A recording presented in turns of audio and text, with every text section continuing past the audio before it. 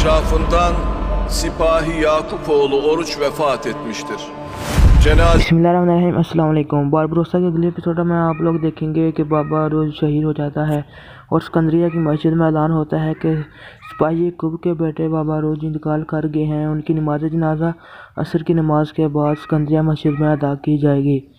जबकि इज़ाबेल भी सिकंदरिया में मौजूद होती है। वो सुनकर बहुत परेशान होती है। वो बाबा रोज़ के घर की तरफ भागती हुई जाती है। वहाँ बाबा रोज़ को मरा हुआ देखकर बेहोश हो जाती है।